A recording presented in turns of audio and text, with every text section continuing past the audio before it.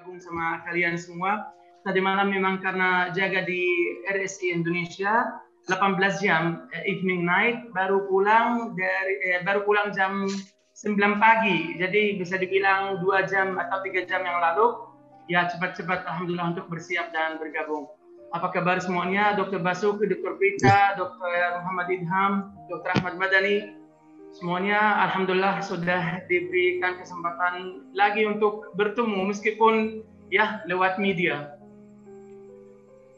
Bersyukur atas diberikan kesempatan ini. Mungkin kalau Dr. bisa Fanti, feedback apa yang tadi sudah dibicarakan biar bisa ini nyambung.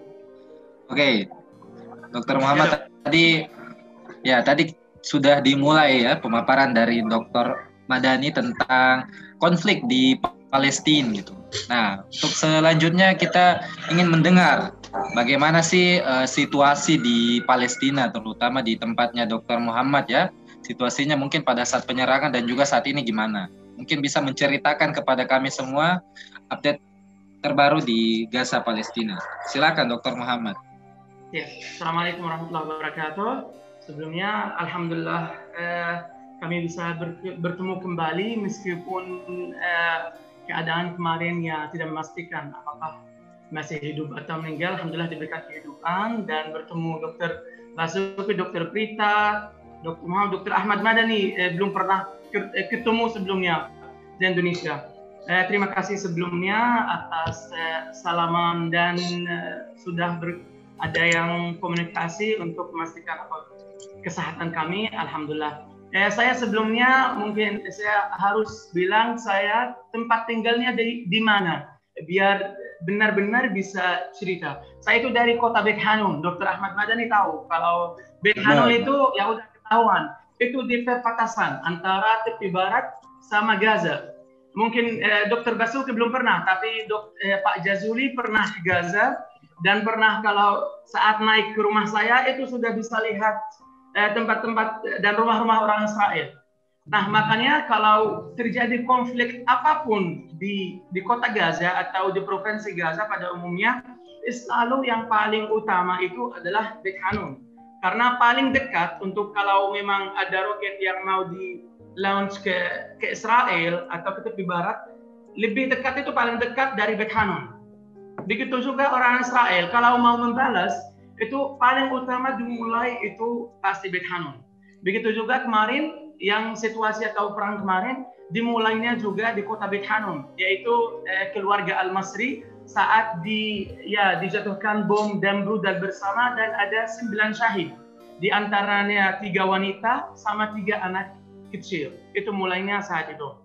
Untuk kondisi di Gaza-nya gimana sekarang? Memang saya bisa bilang hanya satu kata.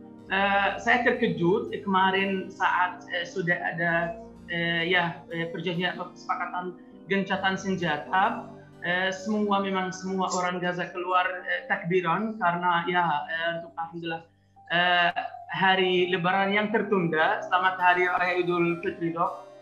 Semuanya saya ambil kesempatan untuk bersama teman saya orang media ke kota Gaza untuk melihat tempat-tempat yang rusak dan memang sudah sempat untuk video ini semua dan ada video juga di Kementerian Kesehatan.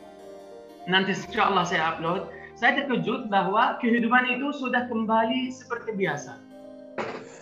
Orang Gaza itu memang mungkin karena sudah kebiasaan dengan keadaan ini, jadi ya sudah yang terjadi hari ini tidak menghalangi kita untuk melanjutkan esok harinya. Begitulah hidupnya. Sampai memang di hari Lebaran saya ketemu banyak orang yang pergi silaturahmi ke anaknya, ke saudaranya, memastikan gimana keadaannya. Jadi memang dijalankan hidupnya seperti biasa. Keadaan kemarin memang yang 12 hari yang terjadi itu saya baru mengalami seperti ini. Saya di Indonesia dari tahun 2011, bulan 10 tahun 2011. Dan terjadi di Gaza perang saat tahun 2014 itu yang 51 hari itu memang kejam sekali, ratusan syahid, ratusan rumah yang dihancurkan. Jadi selama ini saya kembali ke Gaza, selalu diceritakan tentang perang itu tahun 2014, selalu diceritakan. Tapi saya baru mengalami itu baru kemarin, 10 hari yang lalu. Saat itu gimana? Saat dalam 1 menit atau dalam 20 menit itu lebih dari 160 pesawat F-16, F-35 itu menjatuhkan roketnya atau rudalnya ke banyak rumah-rumah. Tadi sudah dikatakan Dr. Ahmad Al-Madani, memang sampai sekarang kalau datanya itu lebih dari 17.000 rumah yang hancur partial saja, tidak total. Tapi untuk total lebih dari 2.000 unit kerumahan hancur, semuanya itu total. Nah, kalau kita bisa hitung aja, 2.000 itu berarti ada 2.000 keluarga yang tidak punya rumah untuk ditempati. Ada 2.000 keluarga yang punya anak, ya pakaiannya, dananya semuanya hilang, yang mereka harus support dan segalanya. Begitu juga dengan keluarga-keluarga yang lain yang ada yang punya syahid, ada yang punya orang yang terluka dan segalanya. Alhamdulillah kami memang Allah memberikan kami kesempatan memang untuk bisa berhidup dan bisa bercerita ke teman-teman dan saudara-saudara kami di Indonesia. Kemarin saya mengalami itu hari pertama perang itu saat saya ada di Rumah Sakit Indonesia. Hari pertama itu perang terjadi saat saya ada di Rumah Sakit Indonesia. Saat itu mereka memang ada attack di sekitar Rumah Sakit Indonesia, yaitu Bundaran Zaid. Itu 20 meter saja dari Rumah Sakit Indonesia. Mereka itu menghancurkan di sana itu 4 rumah. 4 rumah itu bisa dibayangkan, rumah 3 lantai atau 4 lantai sekarang sudah jadi di tanah. Memang di bawahnya juga orang-orang sivil yang menjadi syahid, orang-orang sivil, di antaranya adalah teman kami itu Tahir Al-Madhum sama keluarganya. Dia pulang jaga pagi hari itu dia pulang jaga istirahat. Malamnya kami terkejut, kami jemput dia di rumah sakit dan ditempatkan di ICU karena memang banyak trauma, multiple trauma, sakit, tidak conscious dan segalanya.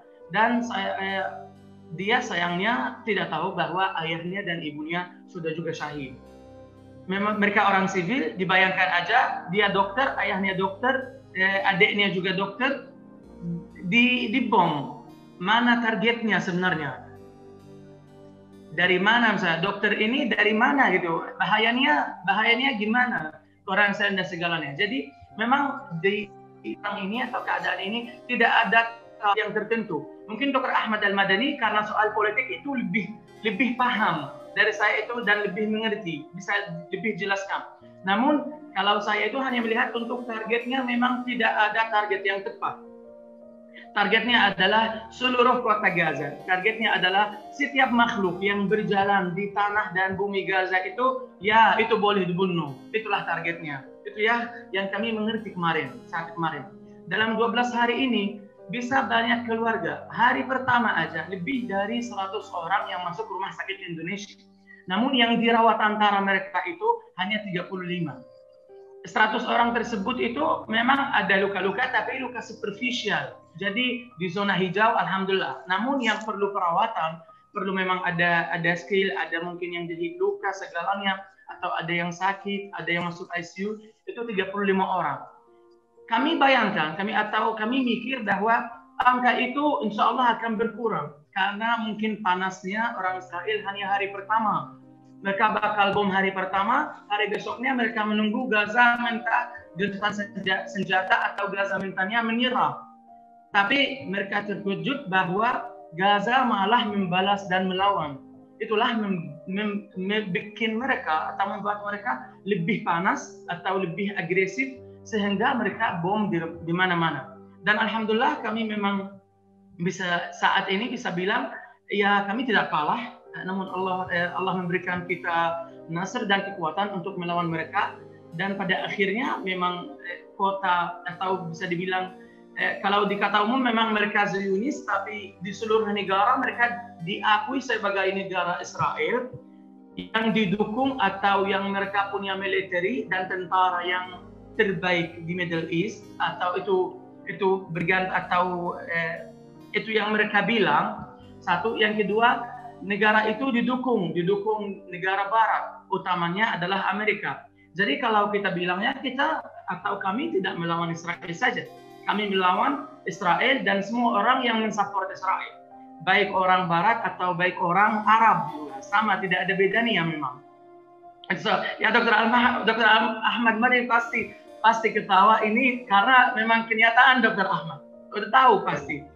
Memang kesulitan orang Palestina itu kalau memang diblokade di Israel, ya dibuka aja dari negara Arabnya, udah gampang. Namun kesulitan orang Palestina bukan hanya sama orang Barat atau sama orang Zionis. Kesulitan orang Palestina atau penderitaan mereka adalah sama semua orang yang tinggal atau semua negara yang tinggal perbatasan sama Gaza. Kemarin memang keadaannya kejam. Ada banyak syahid sekarang kemarin yang sampai saat gencatan senjatanya angka syahidnya 232 orang, di antaranya lebih dari 60 wanita, 30 anak kecil, yang terluka itu 1.900, antaranya lebih dari 200 orang tua, lebih dari usianya pasti melebihi 60 atau 70 tahun.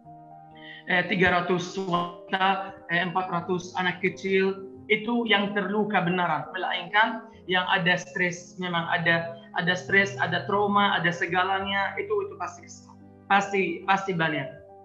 Nah, namun kemarin juga kami terkejut setelah ada gencatan senjata, ada banyak syahid yang memang kami tidak tahu tentang mereka itu, ya orang-orang mujahid ditemukan 9 orang di Khan Yunis kalau nggak salah Dr. Ahmad Madani. Kemarin 9 orang di Khan Yunis itu ditemukan di bawah terowongan, bawah tanah. Memang mereka berpakaian militer untuk melawan orang Israel, dan itu mereka sudah meninggal atau sudah syahid dari hari pertama, 12 hari yang lalu. Tapi tidak ada orang yang bisa membawa mereka dari sana karena mereka di bawah tanah dan mereka ada di perbatasan. Sekarang keadaannya di Gaza memang sudah kembali normal. Rumah sakit tadi malam saya udah jaga di rumah sakit, ada beberapa operasi untuk pasien-pasien yang kemarin terluka. Operasi elektif belum kembali lagi, namun rumah sakit sudah buka lagi, sudah bisa untuk menjemput pasien manapun. Kemarin masih dalam keadaan emergensi darurat, sekarang sudah terbuka lagi, dan memang kehidupan sudah mulai kembali lagi. Hanya memang untuk orang-orang yang rumahnya, untuk warga-warga syahid itu pasti kami hanya bisa mendoakan agar mereka bisa melewati keadaan ini dan kesulitan yang mereka temukan. Untuk atau kehilangan atau kerusakan yang terjadi di Gaza atau di perang ini, keadaan ini gimana? Itu banyak rumah yang dihancurkan. Namun target Israel saat ini seperti tadi sudah saya sempat dengar sebelum mati listriknya tadi dari Dr. Ahmad Al-Madani, sudah bilang memang targetnya seperti gedung atau menara Al-Jala itu yang ada memang itu media, itu hanya untuk media dan TV dan press saja, itu dihancurkan.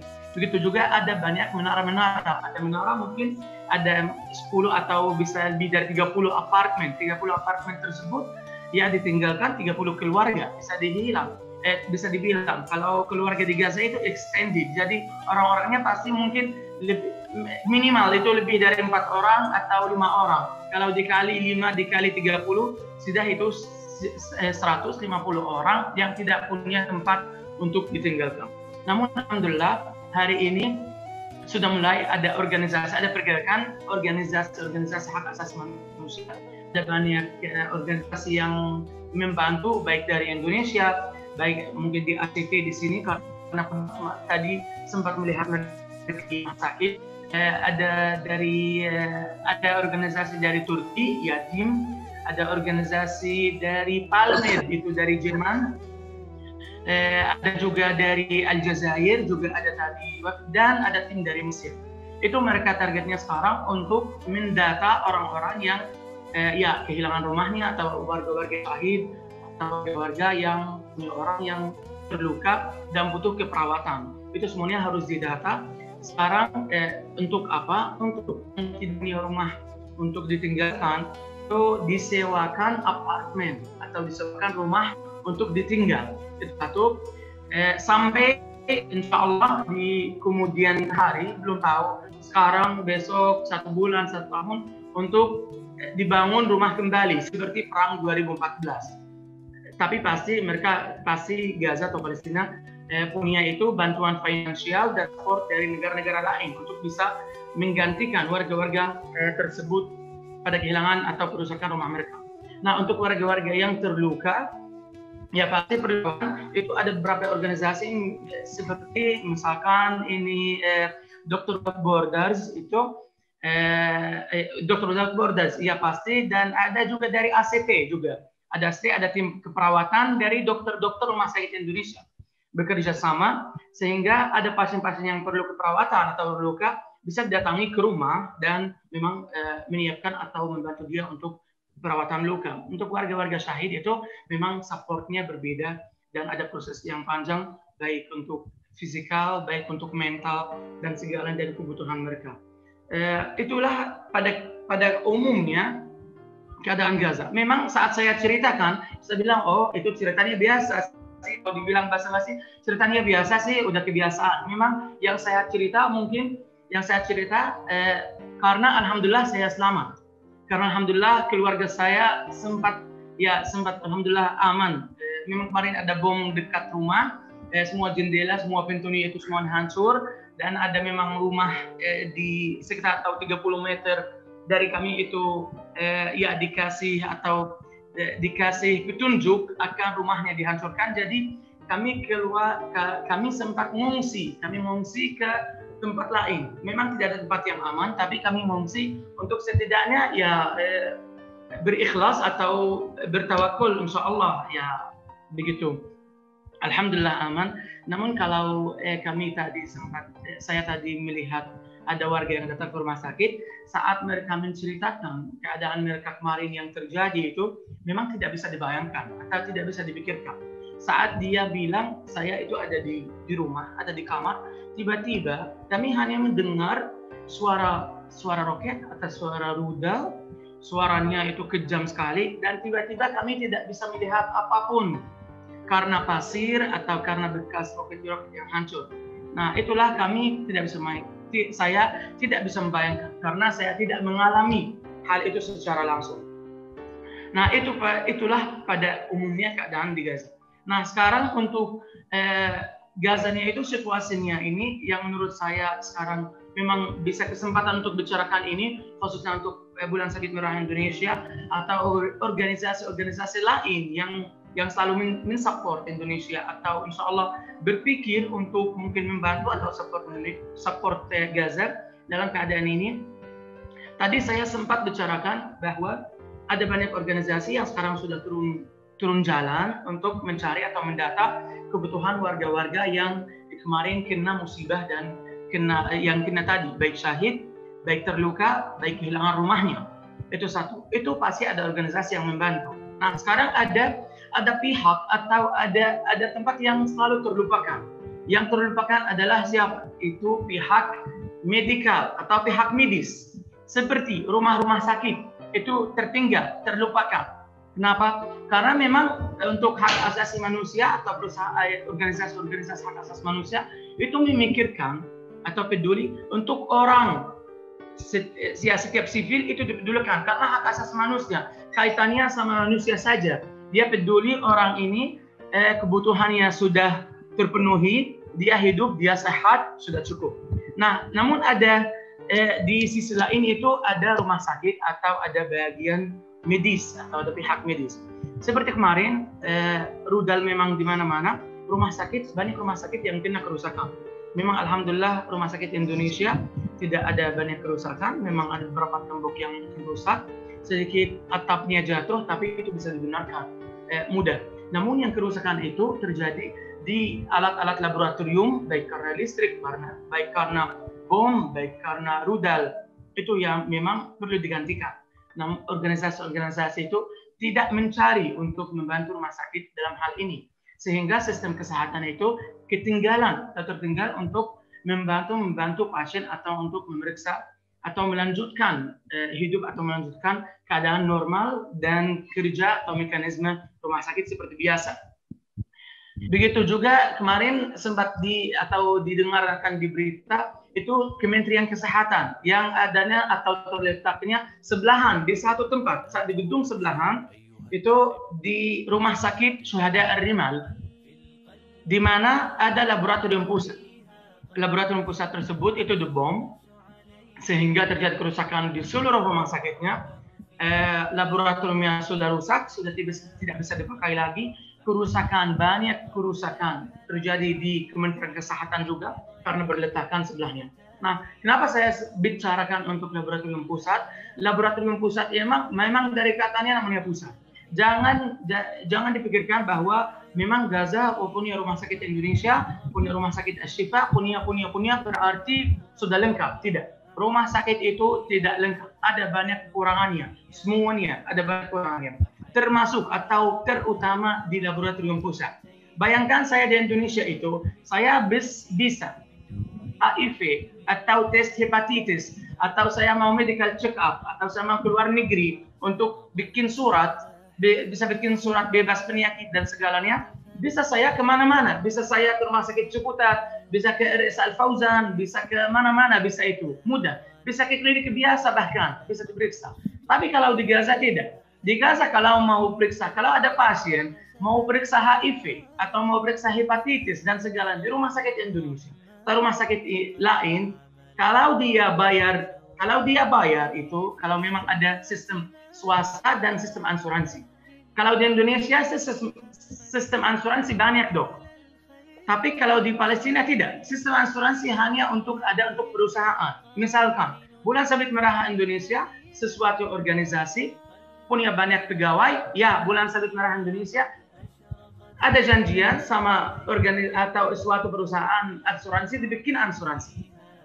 Kalau di Palestina yang dibikin atau dikasih asuransi itu perusahaan swasta yang paling bagus. Sepertinya bank saja, bank hanya itu. Bank mungkin bisa dibilang karena selama ini 2 tahun di rumah sakit hanya bank. Terus mungkin perusahaan untuk telkom, perusahaan telkom dan perusahaan luar atau perusahaan baru yang bukan orang asing, bukan punya Palestina. Selain itu pakai asuransi pemerintah. Asuransi pemerintah karena seperti sistem BPJS. Saya sempat memang ikuti sistem BPJS, pernah berubah ke BPJS harus ke tingkat C atau ke rumah sakit primer, serta itu kalau dulu ke RS Al Fauzan, terus dari RS Al Fauzan surat lagi rujukan ke Pasar Rebo kalau nggak salah ya. Dari Pasar Rebo baru ke Fatmawati, dari Fatmawati baru ke RSCM. Di Gaza juga sama, cuman karena Gaza itu ya rumah sakitnya sedikit bisa dihitung, ya udah langsung dari rumah sakit Indonesia langsung ke Ashifa. Langsung dari primer ke tertingkat langsung. Itulah yang memang di Palestina. Kalau dokter, misalkan dokter Prita, dokter Basuki mau mengunjungi ke Amerika, terus butuh surat untuk bikin atau untuk surat bebas penyakit. Kalau dokter di RS Al Fauzan ya udah langsung, atau di klinik terdekat ya sudah jadi 1 hari. Kalau orang Palestina, yang saya misalkan, atau bisa dibilang orang Palestina itu angka kemiskinan lebih dari 80%. Orang Palestina tidak punya untuk membayar harga tes yang mahal. Jadi dia harus pakai BPJS. Pakai BPJS harus ke rumah sakit Indonesia, ditulis memang untuk apa kebutuhan dia, misalkan hepatitis atau untuk HIV dan sebagainya. Terus sampelnya ini langsung dibawa ke laboratorium pusat. Dan tunggulah 2 hari, 3 hari sampai keluar. Tapi kalau ada kenalan, misalkan dokter Prita ada di RS Fauzan, dok, saya mau ya mungkin bisa dipercepat. Bisa dibayangkan. Nah itulah kesulitan. Bisa dibayangkan gimana menghancurkan laboratorium pusat. Sekarang bisa menghalangi orang-orang seperti apa. Baik yang mau sekarang keluar negeri, pasti ada kesulitan. Pasien-pasien yang sakit dan tidak punya dana dan sebagainya pakai ya asuransi kesehatan umum, itu tidak akan bisa periksa. Bahkan sekarang untuk pasien DM dok. Pasien DM itu kita selalu pasti periksa gula dan HbA1c. Oke, di rumah sakit Indonesia atau rumah sakit semua Gaza, kita semuanya periksa hanya gulanya di rumah sakit. Tapi kalau mau periksa HbA1c, itu tidak ada sampelnya. Jadi harus ke laboratorium pusat. Itu paling mudah atau paling mungkin ya misalnya yang paling simpel. Bayangkan pasien DM harus untuk diperiksa HbA1c-nya harus ke rumah sakit atau ke laboratorium pusat di tempat lain. Ya, ini bisa dibayangkan, mohon maaf mungkin karena lama saya ngomongnya, tapi ini saya ingin mengkasih gambar bahwa kerusakan yang terjadi gimana bisa menghalangi sistem kesehatan, dan bukan di satu tempat saja, tapi ini di satu provinsi. Itu satu. Yang kedua ini yang ada kehalangan lagi itu sistem kesehatan di Palestina. Sistem kesehatan Palestina di mana karena diblokade tidak bisa ada tidak masuk banyak alat, tidak yang masuk, tidak boleh ini, tidak boleh itu dan segala. Misalkan Dr. Basuki saya sempat ikut sama beliau di RS Al Fauzan ganti sendi ya dok, total knee replacement kalau nggak salah, sempat di RS Al Fauzan atau total hip replacement, saya lupa sebenarnya saya lupa. Kalau di Palestina itu tidak ada, di Gaza tidak ada. Ayah saya kemarin ganti sendi. Kami terpaksa ke Mesir rujukan. Kenapa? Karena alat-alatnya atau sendinya itu tidak boleh masuk ke kota Gaza. Bisa dibayangkan ini memang gimana. Nah, kalau sekarang, kalau organisasi-organisasi tersebut mengambil pihak untuk atau mengambil sisi membantu atau tujuannya untuk membantu sistem kesehatan, mungkin mereka bisa bikin itu memang atau mengangkat ke tingkat yang selanjutnya. Daripada kami 1000 organisasi, mencari hanya kebantuan untuk satu orang individual, kenapa saya tidak menunjukkan target saya untuk membantu sistem kesehatan, Kementerian Kesehatan, rumah-rumah sakit, klinik, untuk melengkapi kebutuhan mereka, baik dari alat, baik dari financial, baik dari dokter dan sebagainya, untuk melengkapi mereka, sehingga daripada bisa membantu satu individual orang, kita bisa membantu ribuan.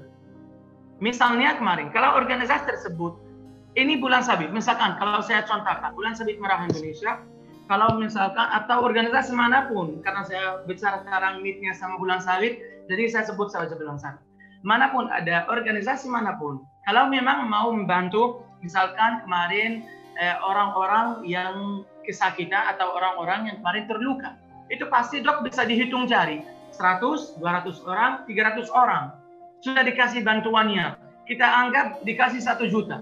Nah, untuk orang yang kehilangan rumahnya atau untuk orang yang terluka dok, atau untuk orang yang sudah anaknya syahid dan sebagainya, 1 juta ini bisa membantu dia dalam apa? Bakal menghidupkan dia atau membantu dia hidup berapa? 1 bulan, terus selanjutnya gimana? Harus kita mencari dana lagi dan sebagainya. Namun, itu untuk 1 orang. Namun kalau ini saya membantu 100 orang atau 200 orang. Kalau kita anggap kita bantu 200 orang.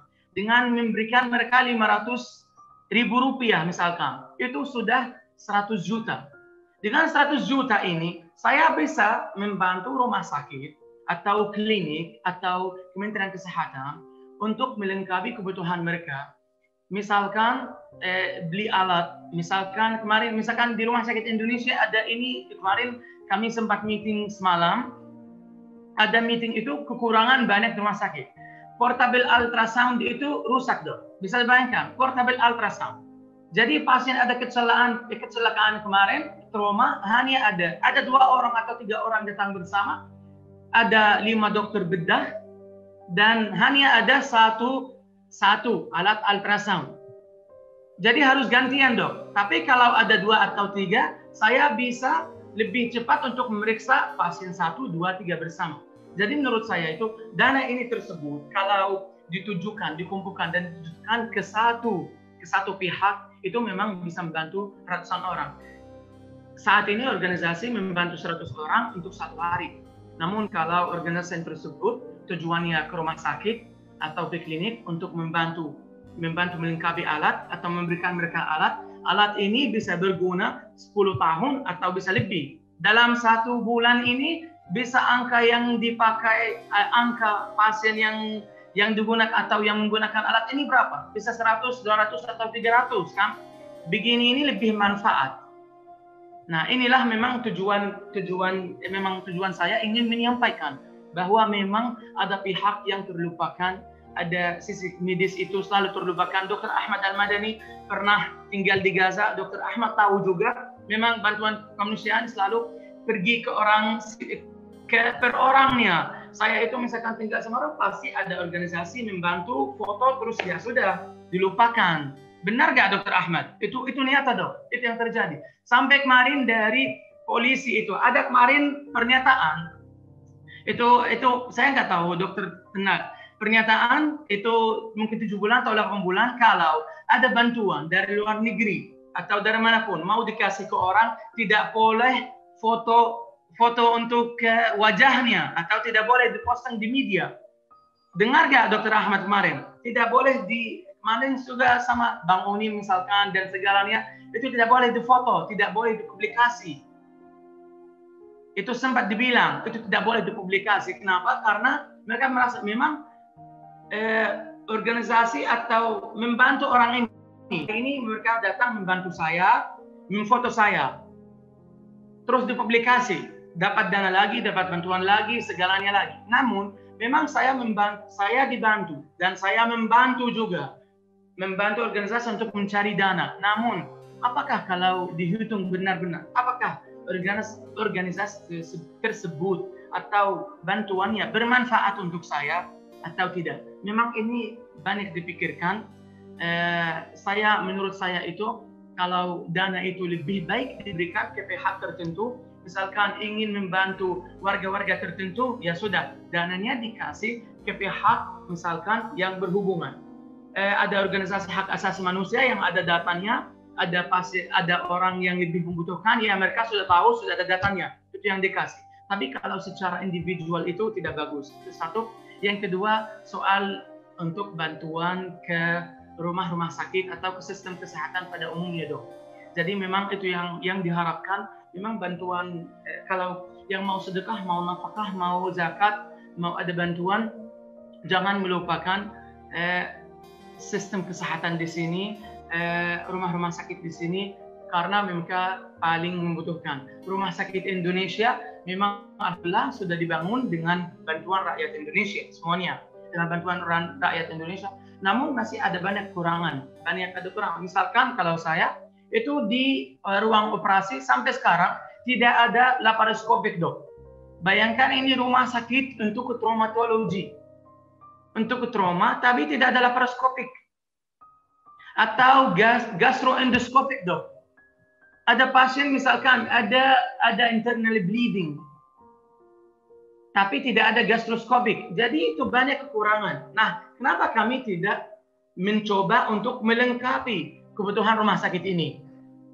Kalau memang mau benar-benar atau memang benar ikhlaskan untuk membantu warga-warga Palestina, ya berikan ke pihak yang benar-benar bisa membagi bantuannya ke semua orang. Karena di rumah sakit satu-satunya tempat yang tidak membedakan orang kaya dari orang miskin, orang yang membutuhkan dari orang yang tidak membutuhkan. Itulah yang menurut saya memang makanya pihak yang paling juga. Tentunya ya saya berterima kasih untuk diberikan kesempatan ini, dan memang kalian atau BSMI sempat ke sini, sempat kirim bantuan, pasti punya background tentang ini dan kebutuhan rumah sakitnya. Tahun 2009 kalau nggak salah sempat ada timnya dok kan, saat masuk ke RS Ashifa tahun 2009 kan, saat masuk timnya dok. Dokter spesialis datang 2009 kalau nggak salah, Dokter Peter Basuki dan teman-temannya.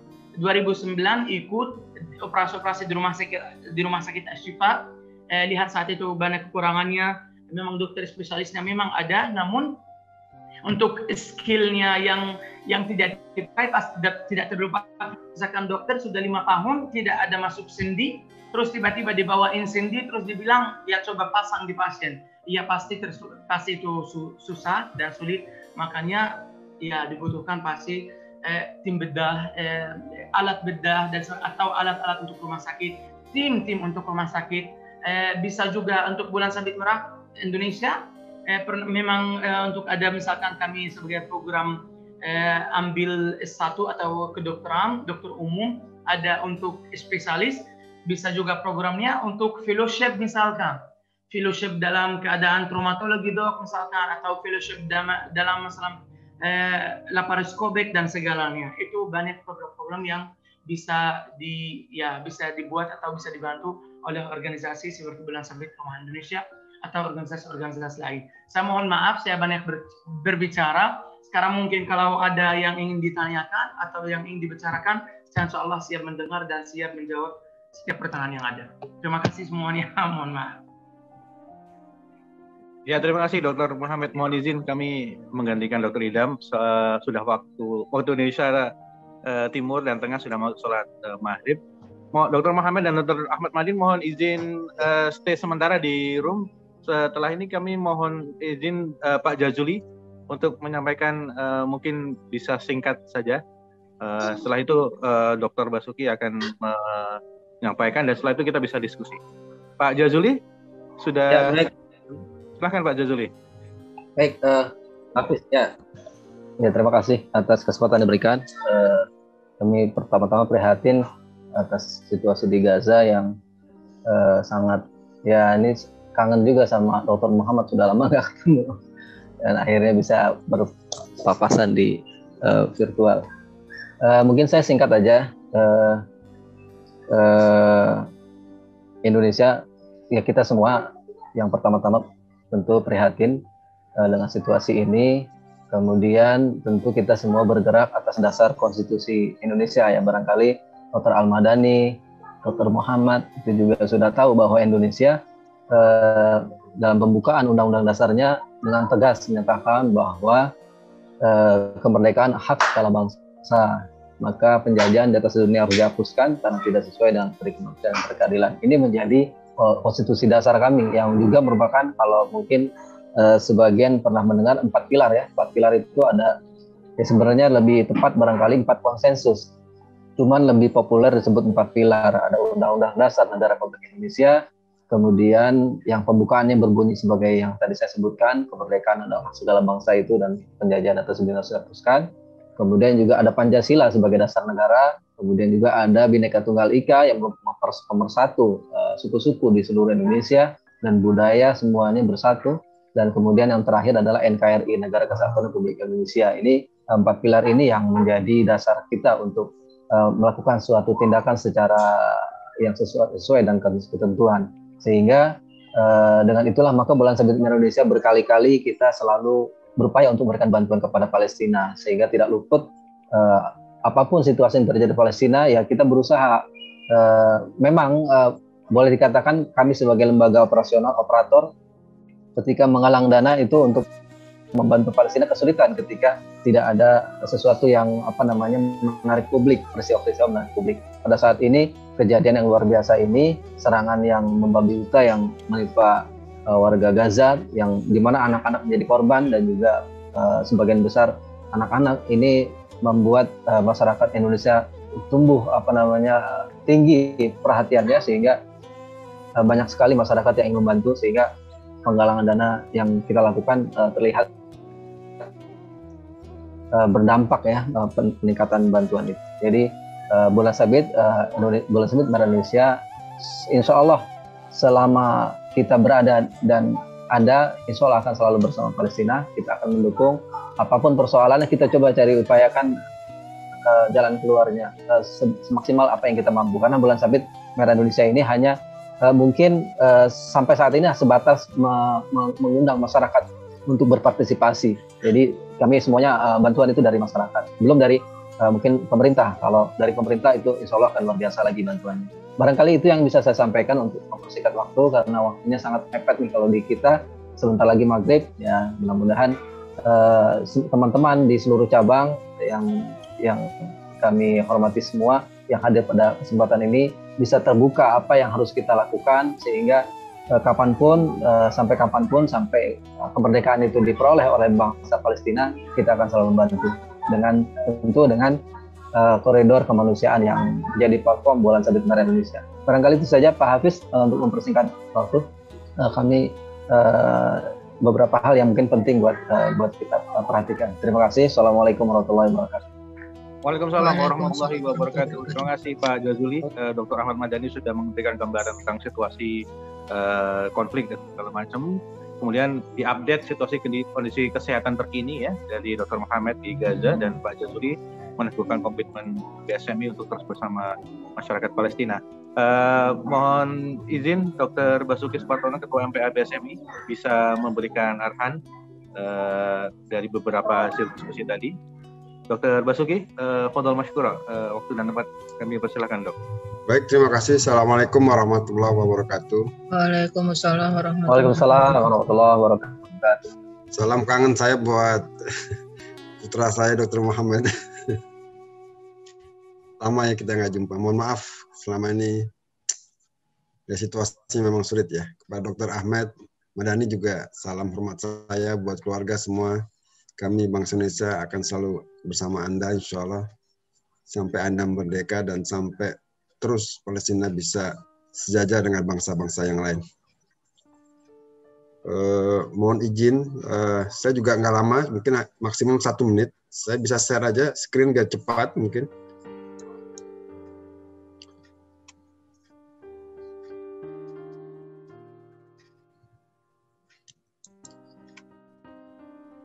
Bisa share screen ya Pak?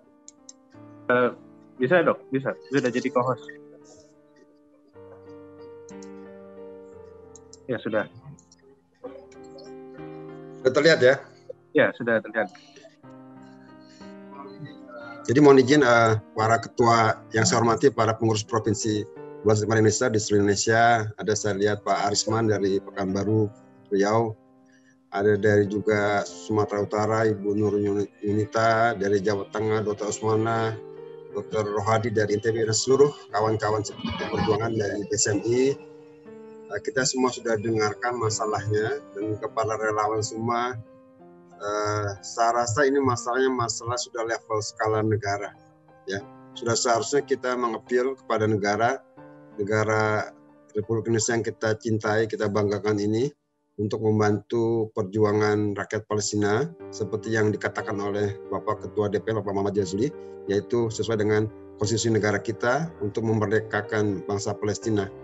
Ini situasi berbeda dengan 2009, ketika itu kita bisa melakukan suatu kerjasama yang luar biasa antara swasta, dunia usaha, dan pemerintah. Oleh karenanya mungkin Ketua DPR dan seluruh jajarannya agar mencoba menggalang kembali koordinasi yang solid antara swasta, masyarakat, dengan pemerintah dan dunia usaha. Itu yang membedakan dengan aksi-aksi yang kita lakukan pada 2009 dan beberapa tahun kemudian. Untuk yang sekarang, jangka pendek saya rasa sudah kita lakukan rilis kita, dan alhamdulillah sudah berhasil menghentikan agresi Israel tanpa syarat, walaupun kadang-kadang masih terjadi lagi, tapi mereka sudah berhenti dan kita sudah kirim rilis kita ke berbagai pihak, dan Amerika juga berjanji untuk bertanggung jawab, mungkin juga Israel, seperti rilis kita agar Israel dan Amerika bertanggung jawab terhadap masalah Palestina. Oleh karenanya kepada teman-teman seluruh pengurus jajaran BSMI di seluruh berada di Indonesia, mohon untuk selalu melakukan sosialisasi akibat kejahatan kemanusiaan Israel ini di seluruh cabangnya masing-masing, dari mulai Sumatera, Jawa, Kalimantan, dan Timur. Dan dukunglah perjuangan kemerdekaan Palestina, itu sesuai dengan konstitusi negara kita. Dan dari Muhammadiyah pagi ini sudah melakukan rilis bahwa yang berjuang untuk kemerdekaan Palestina sama berjuang juga untuk menegakkan konstitusi Republik Indonesia. Jadi itu satu garis, tidak ada masalah. Kemudian untuk respon konkret kita setelah kita hentikan kegiatan Israel ini, memang kita akan mengirim bantuan kemanusiaan. Saya setuju, sudah ada masukan dari Bapak Dr. Muhammad dan Dr. Madani. Tentu ini levelnya skala negara. Ini masukan untuk DPR BSMI agar menggalang dana sebanyak-banyaknya, melibatkan pemerintah, dunia usaha, dan swasta, karena ini skala permasalahan tidak lagi skala kecil tetapi skala nasional. Masukan yang baik dari Bapak Dr. Muhammad yaitu bahwa kita harus membantu sistem secara umum, tidak personali, tetapi adalah secara sistem.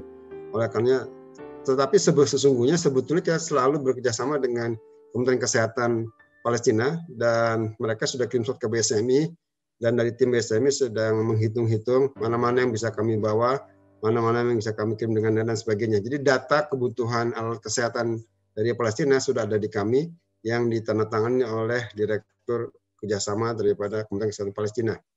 Dan kami kalau memungkinkan akan mengirim tim medis, bukan apa-apa, sambil membawa kebutuhan. Mungkin tadi Dr. Muhammad butuh USG, insya Allah bisa dikasih tahu spesifikasinya. Nanti kalau tim medis kami berangkat, kami akan bawa di dalam koper khusus, biar nanti ada tim kami yang mengatakan langsung ke Dr. Muhammad di Rumah Sakit Islam Indonesia di Baitul Hanam ya. Demikian Dr. Muhammad. Kemudian terakhir dari saya, slide berikutnya. Ini penutup dari saya. Sebetulnya kita ini berhutang kepada Palestina. Dengan Palestina ini kita mengerti tentang Islam, mengerti tentang kemanusiaan, dan mengerti banyak hal tuh daripada kisah-kisah Palestina. Oleh karenanya seharusnya bantuan kemanusiaan kita itu memanusiakan. Ya. Bantuan kemanusiaan itu memberdayakan bangsa Palestina agar mereka berdiri sejajar di pentas dunia internasional seperti negara-negara yang lain. Jadi itu adalah tujuan kita. Dan bantuan kemanusiaan kita itu harusnya membebaskan, tidak membuat mereka mengalami ketergantungan. Jadi mereka menjadi manusia yang seutuhnya, berdaya dan bebas, free of fear, bebas dari rasa ketakutan dan segala macam. Dan terakhir, bantuan kemanusiaan kita itu seharusnya memerdekakan, membuat bangsa Palestina merdeka. Merdeka dalam segala hal, merdeka dalam masalah politik, merdeka dalam masalah sosial, merdeka di dalam masalah kesehatan, dan merdeka dalam masalah sosial dan seluruh aspeknya.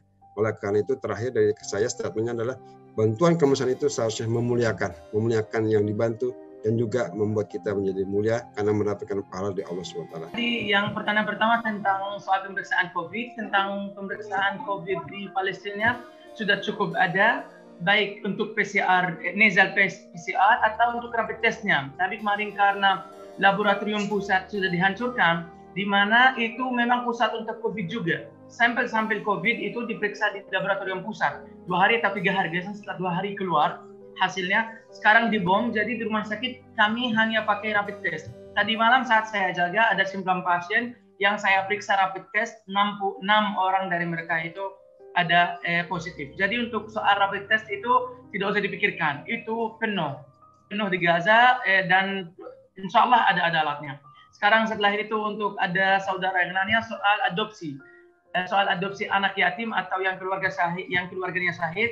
Di dalam agama kita, alhamdulillah untuk sistem adopsi itu tidak boleh atau dianggap haram karena bukan satu darah, bukan muhrim, dan segalanya itu memang lebih baik ditanyakan fatwanya ke orang alim. Namun sistemnya di sini tidak ada. Namun ada di Gaza sistem namanya kafil, di mana orang, misalkan dokter Prita tadi saya jelaskan, atau dokter Basuki kenal sama satu orang yatim, tidak punya keluarga, dokter Basuki itu bisa mensupport. Ya, dengan kata lain, sponsori orang itu, dibikin rekening, dikirimin dana, dikirimin kebutuhan dia, dengan sistem follow up juga. Apakah pasti atau anak ini dapat atau tidak? Pasti juga itu melewati organisasi tertentu atau melewati orang-orang dipercaya atau kepercayaan.